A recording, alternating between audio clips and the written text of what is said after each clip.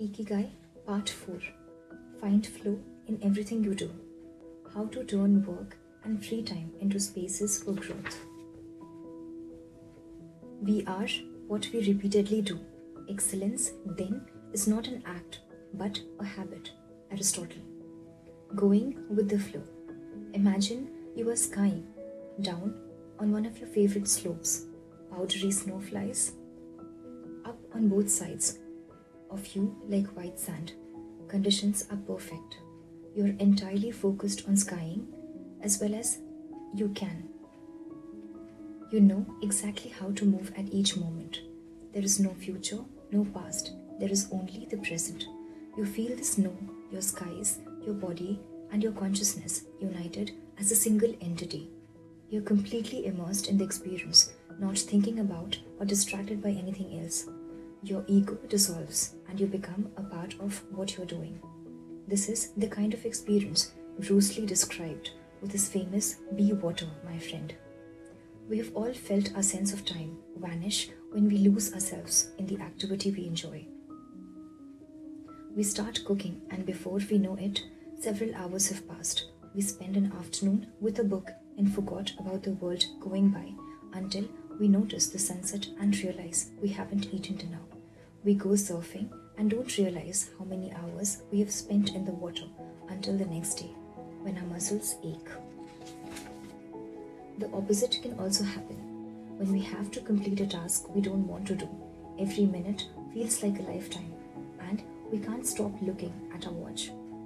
As a quip attributed to Einstein goes, put your hand on a hot stove for a minute and it seems like an hour. Sit with a pretty girl for an hour and it seems like a minute. That is relativity. The funny thing is that someone else might really enjoy the same task, but we want to finish it as quickly as possible. What makes us enjoy doing something so much that we forget about whatever worries we might have had while we do it? When we are happiest? These questions can help us discover our Ikigai. The power of flow. These questions are also at the heart of psychologist Mihali's research into the experience of being completely immersed in what we are doing. Mihaly called the state flow and described it as pleasure, delight, creativity, and process when we are completely immersed in life. There is no magic recipe for finding happiness, for living according to your Ikigai, but one key ingredient is the ability to reach the state of flow and through the state to have an optimal experience. In order to achieve this optimal experience, we have to focus on increasing the time we spend on activities that bring us to the state of flow, rather than allowing ourselves to get caught up in activities that offer immediate pleasure, like eating too much, abusing drugs or alcohol, or stuffing ourselves with chocolates in front of the television. As Mihaly asserts in his book, Flow, The Psychology of Optimal Experience, flow is the state in which people are so involved in an activity that nothing else seems to matter. The experience itself is so enjoyable that people will do it even at a greater cost, for the sheer sake of doing it. It is not only creative professionals who require the high doses of concentration to have that state of flow. Most athletes, chess players, and engineers also spend much of their time on activities that bring them to the state. According to Mihaly's research, a chess player feels the same way upon entering a state of flow as a mathematician working on a formula or a surgeon performing an operation. A professor of psychology, Mihaly analyzed data from people around the world and discovered that flow is the same among individuals of all ages and culture. In New York and Okinawa, we all reach a state of flow in the same way. But what happens to our mind when we are in that state? When we flow, we are focused on a concrete task without any distractions. Our mind is in order. The opposite occurs when we try to do something while our minds are on other things. If you often find yourself losing focus while working on something you consider important, there are several strategies you can employ to increase your chances of achieving flow. The 7 conditions for achieving flow. According to the researcher Orvin Schoffer and DePaul of the DePaul University, the requirements for achieving flow are: Number 1, knowing what to do. Number 2, knowing how to do it. Number 3, knowing how well you're doing it. Number 4, knowing where to go, where navigation is involved. Number 5, perceiving significant challenges. Number 6, perceiving significant skills. And number 7, being free from distractions. Number 1, choose a difficult task, but not too difficult. Schoffer's model encourages us to take on tasks that we have a chance of completing, but that are slightly outside our comfort zone. Every task, sports or job has a set of rules, and we need a set of skills to follow them. If the rules for completing a task or achieving a purpose are too basic relative to our skill set, we will likely get bored. Activists are too easy lead to apathy. If, on the other hand, we assign ourselves a task that is too difficult, we don't have the skills to complete it and will almost certainly give up and feel frustrated to boot. This ideal is to find a middle path, something aligned with our abilities but just a bit of stretch, so we experience it as a challenge. This is what Ernest Hemingway meant when he said, "Sometimes I write better than I can." We want to see challenges through to the end because we enjoy the feeling of pushing ourselves. Bertrand Russell expressed a similar idea when he said, "To be able to concentrate for a considerable amount of time is essential to difficult achievements." If you are a graphic designer, learn a new software program for your next project. If you're a programmer, use a new programming language. If you're a dancer, try to incorporate in your next routine a movement that has seemed impossible for years. Add a little something extra, something that takes you out of your comfort zone. Even doing something as simple as reading means following certain rules, having certain abilities and knowledge. If we set out to read a book on quantum mechanics for specialists in physics without being specialists in physics ourselves, we'll probably give up after a few minutes. On the other end of the spectrum, if we already know everything about everything in the book, then we'll get bored right away. However, if the book is appropriate to our knowledge and abilities and builds on what we already know, we'll immerse ourselves in our reading, and time will flow. This pleasure and satisfaction are evidence that we are in tune with our ikigai. Strategy 2. Have a clear, concrete objective. Video games, played in moderation, board games, and sports are great ways to achieve flow because the objective tends to be very clear. Beat your rival or your own records while following a set of explicitly defined rules. Unfortunately, the objective isn't quite clear in most situations, according to a study by Boston Consulting Group. When asked about their bosses, the number one complaint of employees at multinational corporations is that they don't communicate the team's mission clearly, and that as a result, the employees don't know what their objectives are. What often happens, especially in big companies, is that the executives get lost in the details of obsessive planning, creating strategies to hide the fact that they don't have clear objectives. It's like heading out to the sea with a map but no destination. It is much more important to have a compass pointing to a concrete objective than to have a map. Giotto, director of MIT Media Lab, encourages us to see and use this principle of compass over maps as a tool to navigate our worlds of uncertainty. In the book Whiplash, How to Survive a Faster Future, he and Jeff Hovey writes, "In an increasingly unpredictable world, moving ever more quickly, a detailed map may lead you deep into woods at an unnecessarily high cost. A good compass, though, will always take you where you need to go. It doesn't mean that you should start your journey without any idea of where you're going. What it does mean is understanding that while the path to your goal may not be straight, you'll finish faster and more efficiently than you would have if you had trudged along a pre-planned route." In business, a creative profession, the educational alike, it's important to reflect on what we hope to achieve before starting to work, study, or make something. We should ask ourselves questions such as, what is my objective for today's session in the studio? How many words am I going to write today for the article coming out next month? What's my team's mission? How fast will I set the metronome tomorrow in order to play this sonata at the allegro tempo by the end of the week. Having a clear objective is important in achieving flow, but we also have to know how to leave it behind when it gets down to business. Once the journey has begun, we should keep this objective in mind without obsessing over it. When Olympic athletes compete for gold medal, they can't stop to think how pretty the medal is. They have to be present in the moment. They have to have the flow.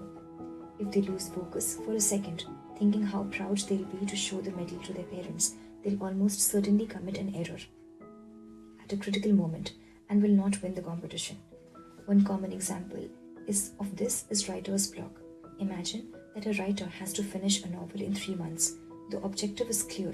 The problem is that the writer can't stop obsessing over it. Every day she wakes up thinking, I have to write that novel. And every day she sets about reading the newspaper and cleaning the house. Every evening she feels frustrated and promises she'll get back to work next day. Days, weeks, and months pass, and the writer still hasn't gotten anything down on the page. When all it would have taken was to sit down and get that first word out, then the second, to flow with the project, expressing her ikigai. As soon as you take that first small steps, your anxiety will disappear and you will achieve a pleasant flow in the activity you're doing. Getting back to Albert Einstein, a happy man is too satisfied with the present to dwell on the future. Strategy 3. Concentrate on a single task.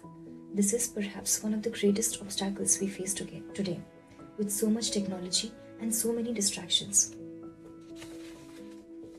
We are listening to a video on YouTube while writing an email, when suddenly a chat prompts pops up and we answer it. Then our smartphones vibrate in our pockets. Just as soon as we respond to that message, we are back on our computer, logging onto Facebook. Pretty soon 30 minutes have passed and we've forgotten what the email we were writing was supposed to be about. This also happens sometimes when we put on a movie with a dinner and don't realize how delicious the salmon was until we are taking that last bite. We often think that combining tasks will save us time, but scientific evidence shows that it has opposite effect. Even those who claim to be good at multitasking are not very productive. In fact, they are some of the least productive people. Our brains can take in millions of bits of information, but can only actually process a few dozens per second. When we are multitasking, what we are really doing is switching back and forth between tasks very quickly. Unfortunately, we are not computers adept at parallel processing. We end up spending all our energy alternating between tasks instead of focusing on doing one of them well. Concentrating on one thing at a time may be the single most important factor in achieving flow. According to Mihaly, in order to focus on tasks, we need, number 1, to be in a distraction-free environment, and number 2, to have control over what we are doing at every moment. Technology is great if we are in control of it. It's not so great if it takes control of us. For example, if you have to write a research paper, you might sit down at your computer and use Google to look up for information you need. However, if you're not very disciplined, you might end up surfing the web instead of writing the paper. In that case, Google and internet has taken over, pulling you out of the state of flow. It has been scientifically shown that if we continually ask our brains to switch back and forth between tasks, we waste time, make more mistakes, and remember less of what we've done. Several studies conducted at Stanford University by Clifford Ivor Nass describes our generation as suffering from epidemic of multitasking. One such study analyzed the behavior of hundreds of students, dividing them into groups based on number of things they attended to do at once. The students who were the most addicted to multitasking typically alternated among more than 4 tasks, for example, taking notes while reading a textbook, listening to a podcast, answering messages on their smartphones, and sometimes checking the Twitter timeline. Each group of students was shown a screen with several red and several blue arrows. The objective of the exercise was to count the number of red arrows. At first, all the students answered correctly right away, without much trouble. As the number of blue arrows increased, however, the students accustomed to multitasking had serious trouble counting the red arrows in the time allotted. or as quickly as the students who did not habitually multitask. For one very simple reason: they got distracted by the blue arrows. Their brains were trained to pay attention to every stimulus, regardless of its importance, while the brain of other students were trained to focus on a single task, in this case, counting the red arrows and ignoring the blue ones. Other studies indicate that working on several things at once lowers our productivity by at least 60% and our IQ by more than 10 points. One study, funded by Swedish Council for Working Life and Social Research, found that a sample group of more than 4,000 young adults between the ages of 20 and 24 who were addicted to their smartphones got less sleep, felt less connected to their community at school, and were more likely to show signs of depression. What can we do to avoid falling victim to this flow impeding epidemic? How can we train our brains to focus on a single task? Here are a few ideas for creating a space and time free of distractions to increase our chances of reaching a state of flow and thereby getting in touch with our ikigai. Number 1, don't look at any kind of screen for the first hour you wake up and the last hour before you sleep. Turn off your phone before you achieve flow. There is nothing more important than the task that you have chosen to do during this time. If this seems too extreme, enable the do not disturb function so only the people closest to you can contact you in any case of emergency.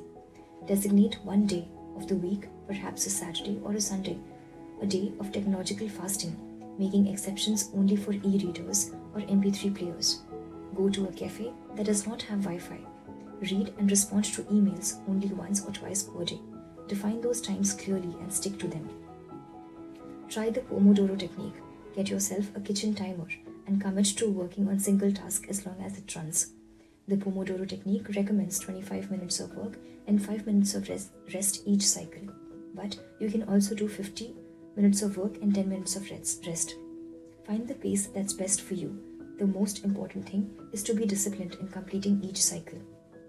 Start your work session with a ritual you enjoy and end it with a reward. Train your mind to return to the present when you find yourself getting distracted. Practice mindfulness or another form of meditation. Go for a walk or a swim. Whatever will help you get centered again. Work in space where you will not be distracted. If you can't do things at home, go to a library, a cafe, or if your task involves playing a saxophone, a music studio. If you find that your surroundings continue to distract you, keep looking until you find the right place. Divide each activity into groups of related tasks and assign each group its own place and time.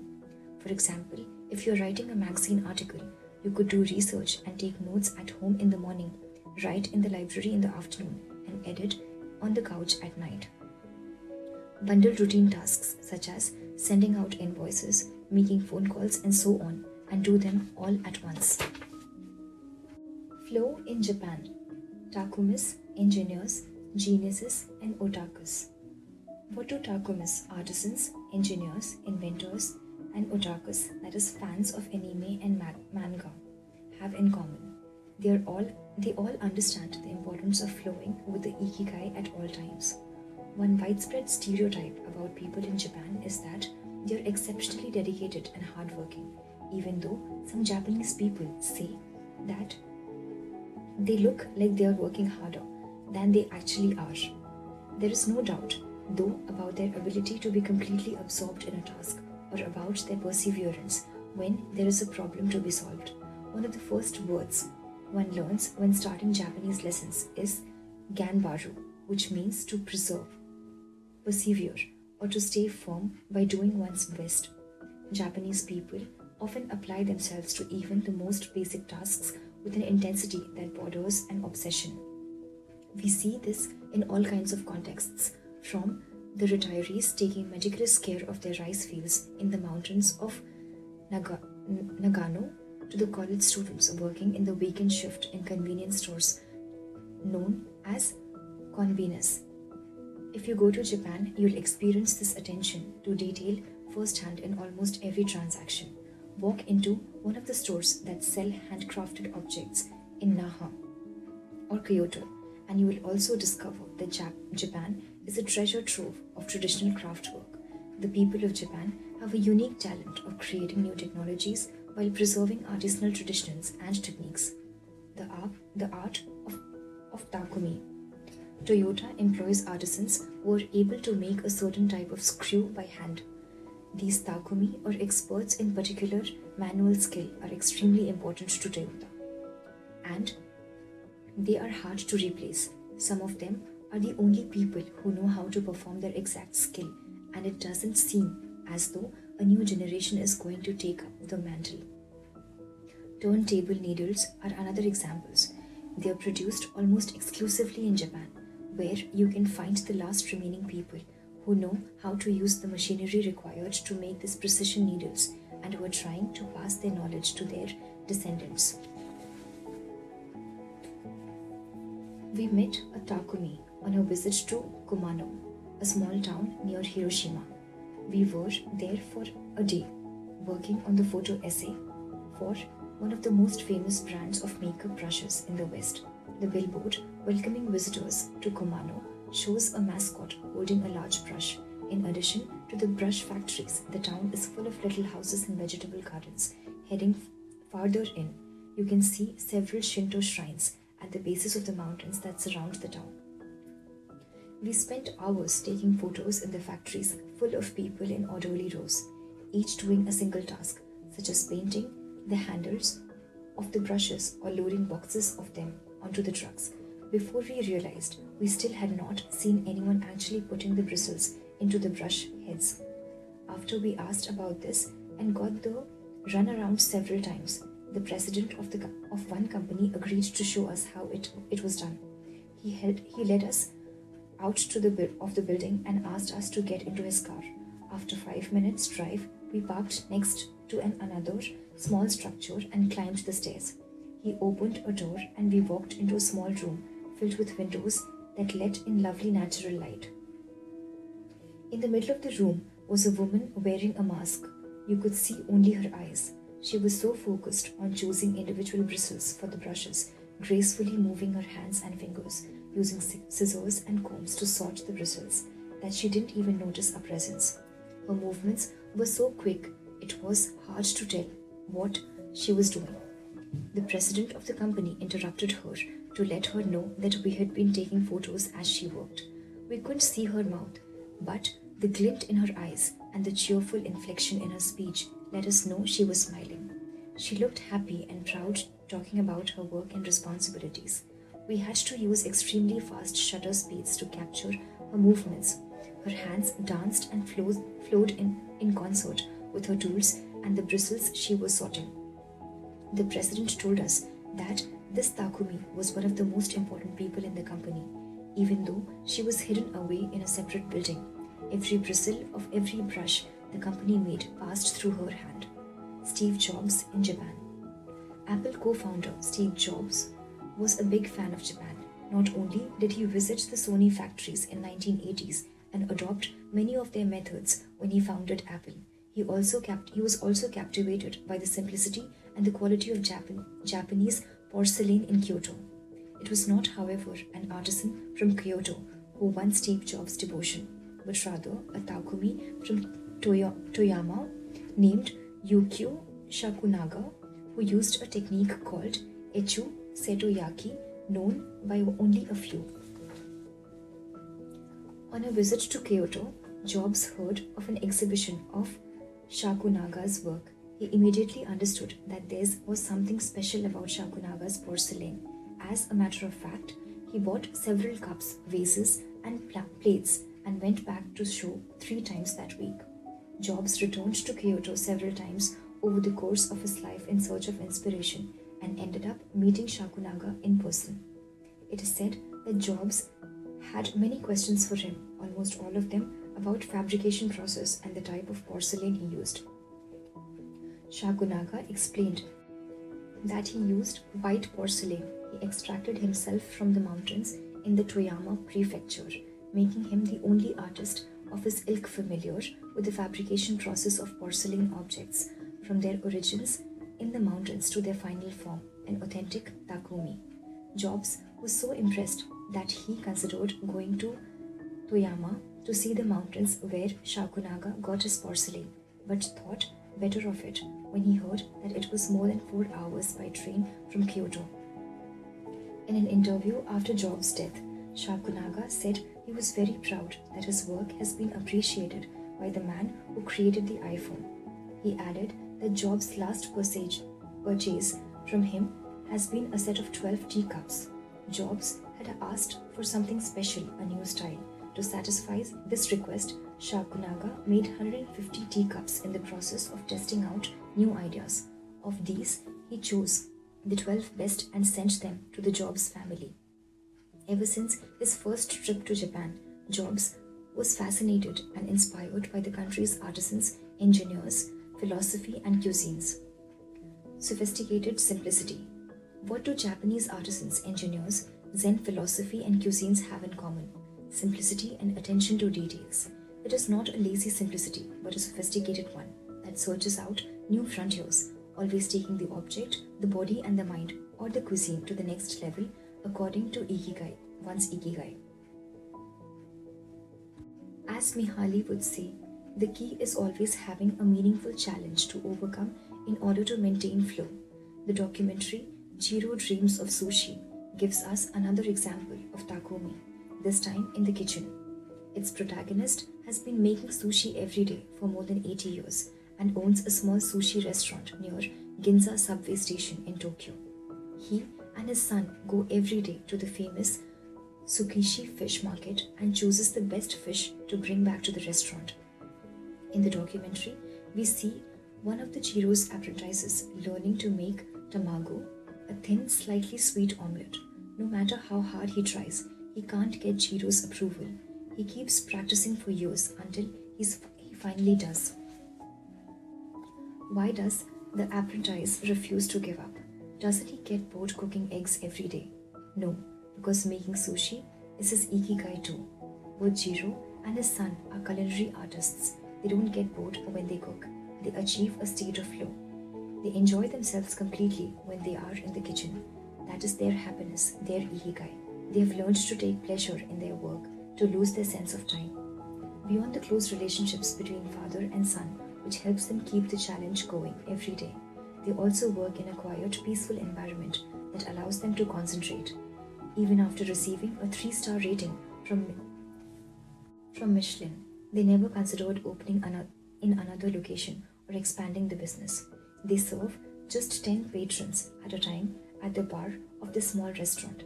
Jiro's family isn't looking to make money. Instead, they value good working conditions and creating an environment in which they can flow while making the best sushi in the world.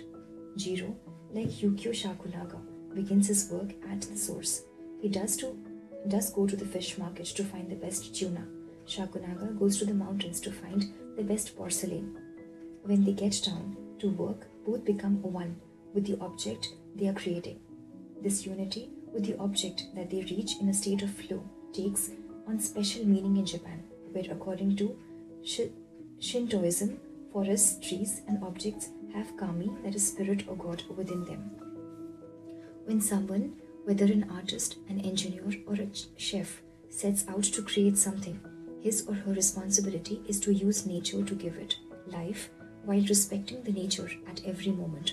During this process, the artisan becomes one with the object and flows with it. An iron worker would say that metal has a life of its own, just as someone making ceramics would say that clay does. The Japanese are skilled at bringing nature and technology together, not man versus nature, but rather the union of the two. The purity of Ghibli. There are those who say that the Shinto value of being connected with nature is vanishing.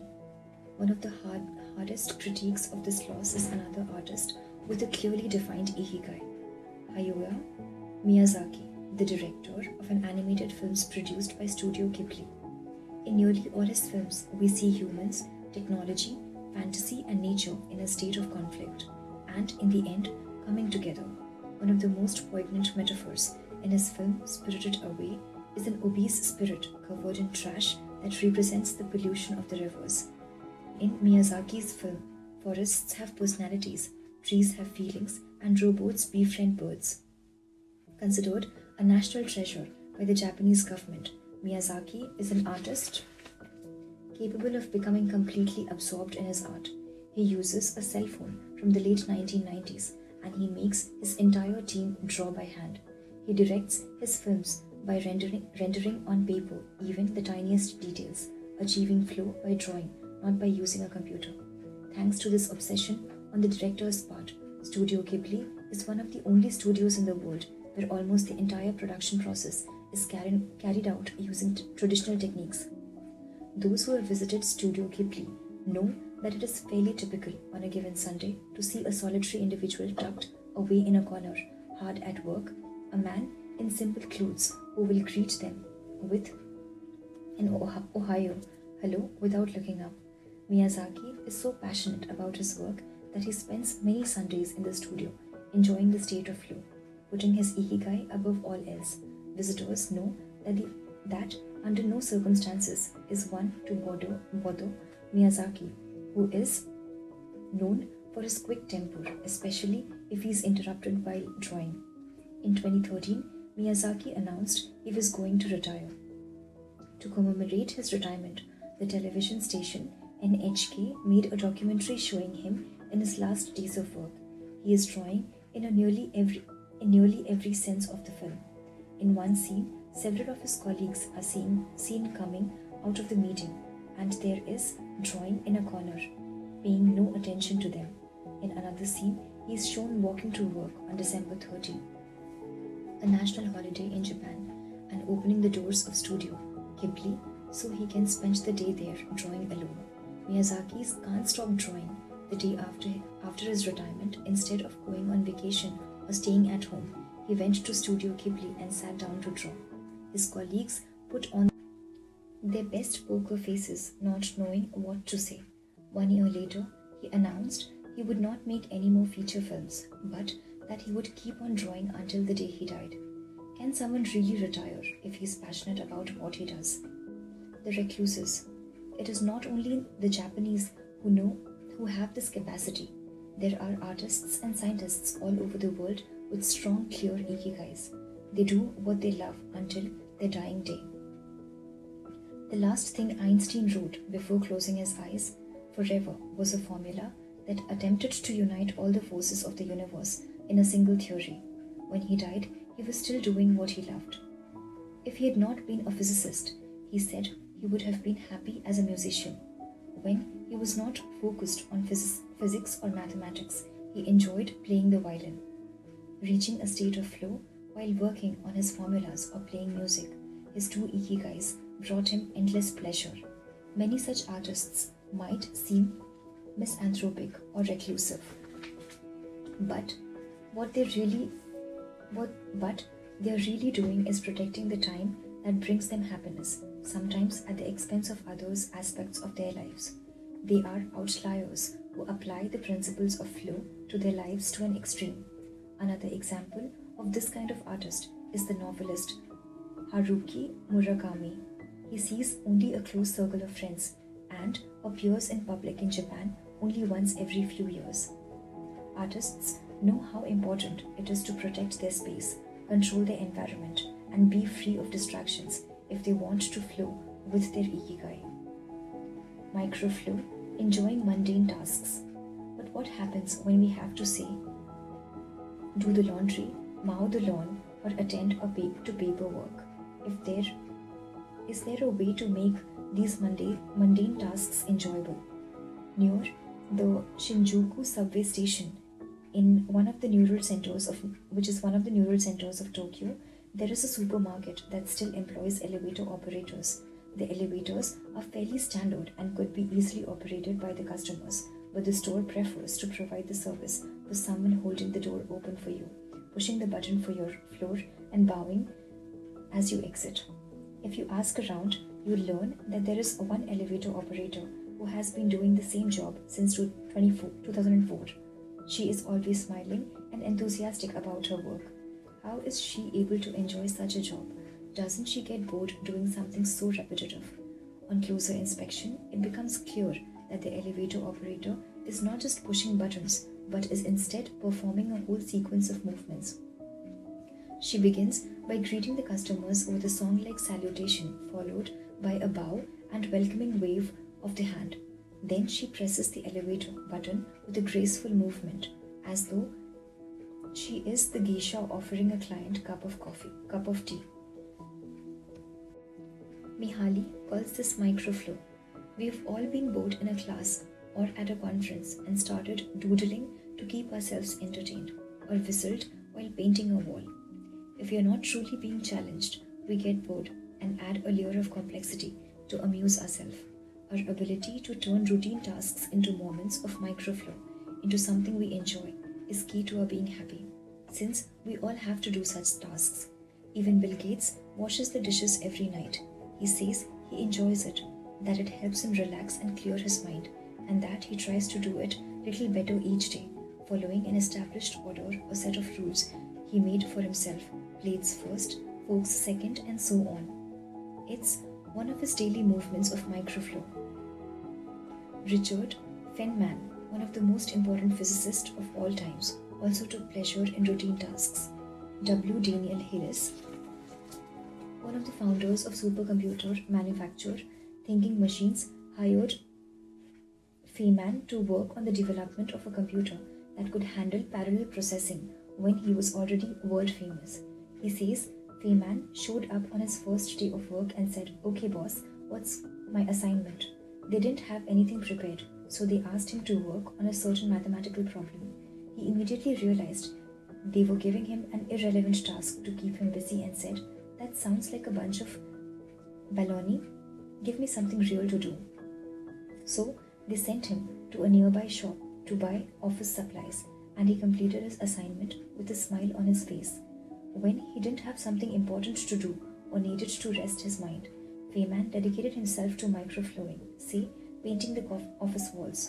Weeks later, after visiting the Thinking Machines offices, a group of investors declared, "You have a Nobel laureate in their painting walls and soldering circuits." Instant vocations, getting there through meditation. Training the mind can get us to a place of flow more quickly. Meditation is one way to exercise our mental muscles. There are many types of meditations, but they all have the same objective: calming the mind, observing our thoughts and emotions, and centering our focus on one single object. The basic practice involves sitting with a straight back and focusing on your breath. Anyone can do it, and you feel a difference after just one session. By fixing your attention on the air moving in and out of your nose, you can slow the torrent of thoughts and clear your mental horizons.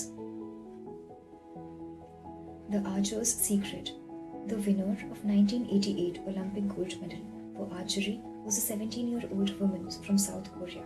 When asked how she prepared, she replied that the most important part of her training was meditating for 2 hours each day.